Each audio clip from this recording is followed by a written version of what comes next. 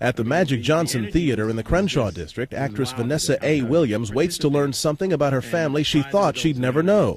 This successful movie and television actress, who was born and raised in New York City, knew that her family tree stretched back to Georgia and Virginia, where her great-great-great-grandparents were slaves.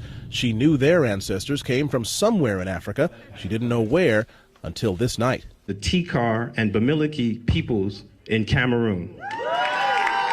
To finally be able to claim a place, a specific place, it's as if all those bodies that lay at the bottom of the Atlantic, it's like the boats have come back home, and like in the slave narratives, we have flown back. I've flown back home.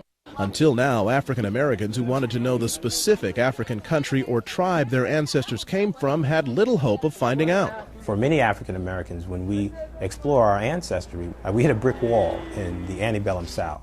And because of the experience of slavery in the U.S., we can't break that wall and go across the Atlantic to Africa. Dr. Rick Kittles, a Ph.D. in biology, broke through the brick wall. He collected DNA samples from some 20,000 different ethnic and family lineages, primarily in Western and Central Africa. The company he co-founded, called African Ancestry, collects DNA samples from African Americans and compares them to their database of African DNA. When we find matches, then we see where that sequence or that lineage is common in Africa. They used to require a blood sample, but now it's a lot simpler. You just use one of these cotton swabs, swirl it around inside your mouth and collect cheek cells, put it in this envelope, and then mail it off. It's pricey, $349 to test either your maternal or paternal lineage, $590 to do both. Results come in about 6 weeks. There are no guarantees. About 5% of the time they find no match, but when they do, the results can be profound.